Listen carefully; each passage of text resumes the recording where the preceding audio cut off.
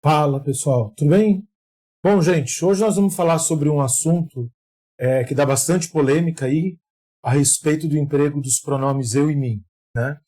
Tem uma certa vertente de explicação que eu vejo com uma certa ressalva, acho inclusive um pouco preconceituosa, que fala mim não faz nada, mim não seria, de antes de verbo é sempre eu. E isso me causa até arrepio, tá? Não é verdade, tá? Começa por aí que essa frase mim não faz nada, antes de verbo é sempre eu, mim não conjuga verbo. Isso é verdade, mim não conjuga verbo. Aí conclui-se, né? Mim não conjuga verbo, portanto, antes de verbo é sempre eu. O que é completamente fundado. Para começar o nosso encontro de hoje, trouxe aí uma frase da Clarice Lispector, né? Que, como vocês podem ver aí, tornar-se doloroso para mim ser o objeto do ódio daquele homem. Antes de verbo não se emprega o pronome eu. A não ser que a Clarice esteja errada, né? E a Clarice está no mesmo status do Machado de Assis, em relação de importância, na minha humilde opinião, né? Então, a não ser que a Clarice Lispector esteja errada, quem está falando essas frases é que está errado, né? Porque não dá para ensinar o aluno assim, tá? Mais uma vez, eu vou fazer um vídeo tentando cobrir os vestibulandos e os concurseiros, né, como se convencionou chamar, mas também para o dia a dia, tá? Então, para o pessoal que tem aí vestibular pela frente, concurso público, né, precisa de uma informação um pouco mais técnica. Para o pessoal que usa a língua portuguesa, e todos nós usamos como ferramenta de trabalho, eu vou tentar dar uma explicação voltada para a prática, tá? Lá no final do vídeo, se você curtir, aí eu vou pedir para você se inscrever no canal, ativar o sininho, compartilha o vídeo, gente. Compartilha porque a gente quer atingir o máximo de pessoas possível, tá? Difunde a gente, que você vai ver que a gente vai fazer uma abordagem bem legal, tá? Vamos lá, então? Eu preparei aqui uma apresentaçãozinha para a gente discutir algumas coisas.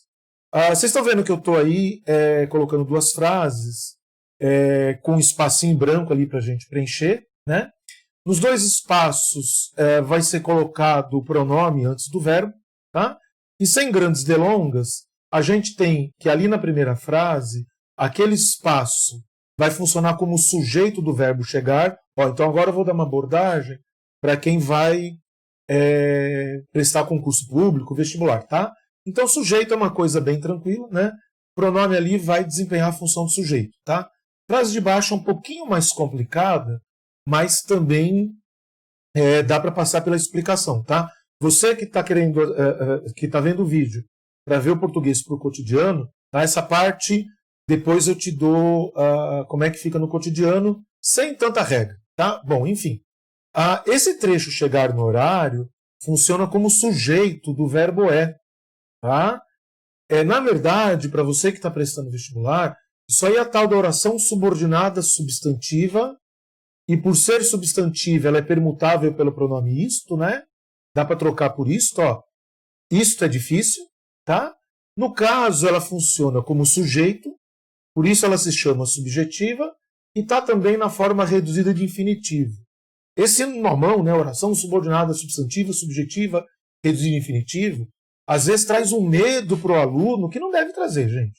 Tem um porquê de cada um desses nomes. Para você do cotidiano, o que eu acabei de falar não tem a menor relevância, tá?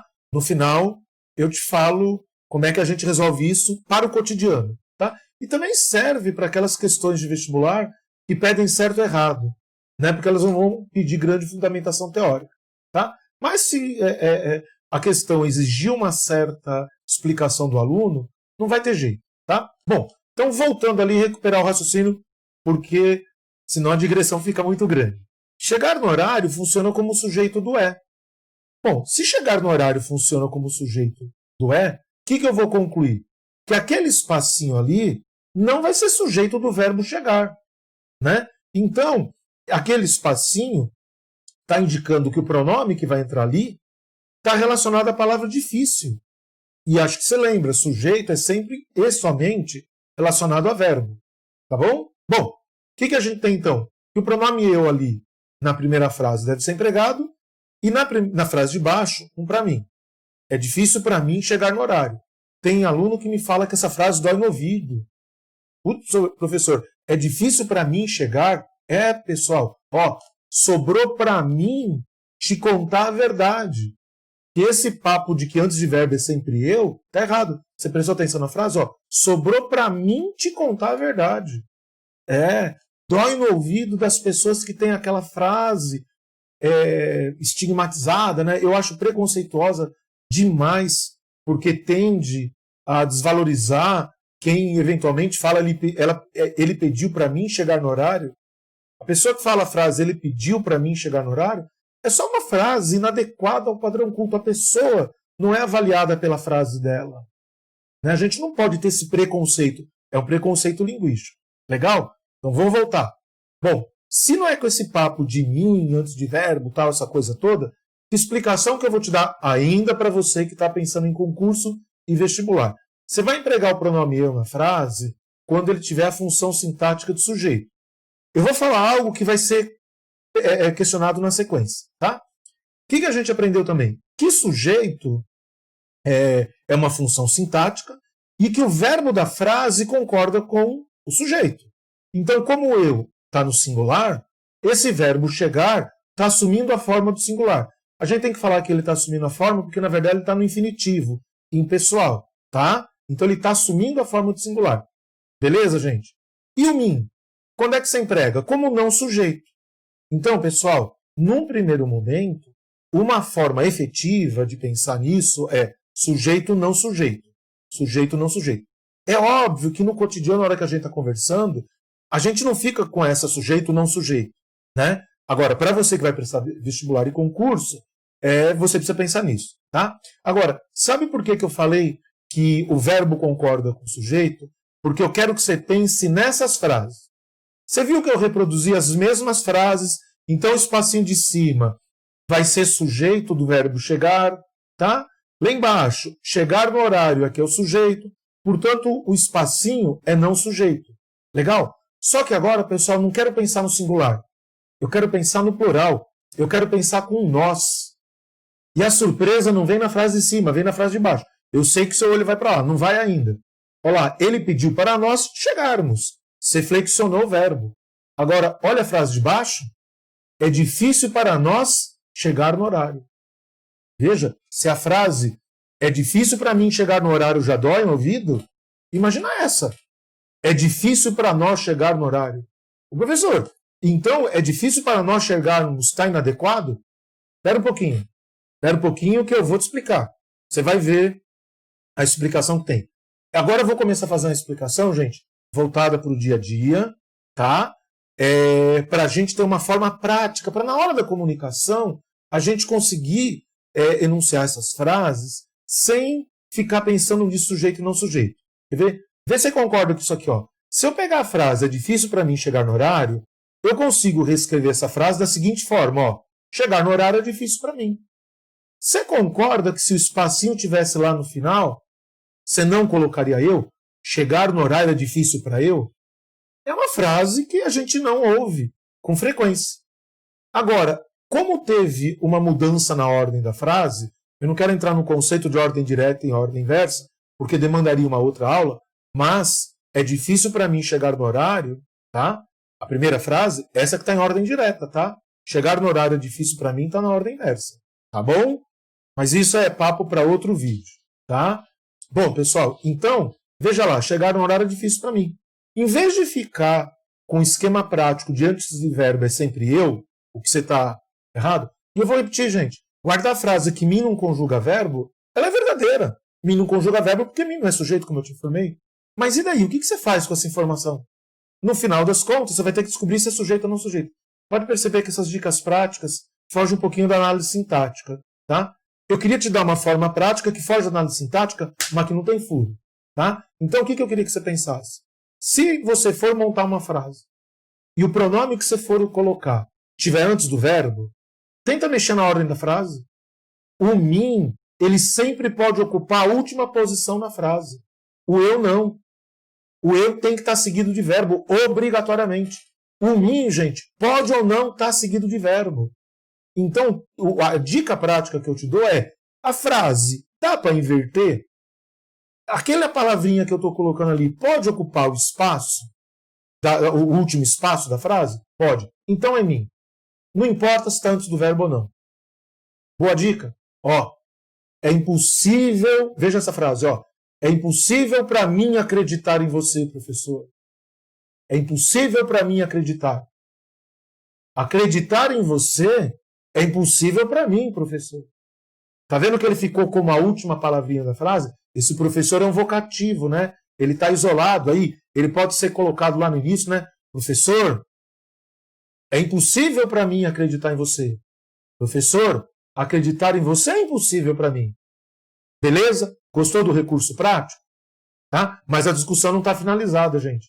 Quer ver uma coisa? Você não diria essa frase aqui, ó. Chegarmos no horário difícil para nós. Que frase que você diria? Chegar no horário difícil para nós.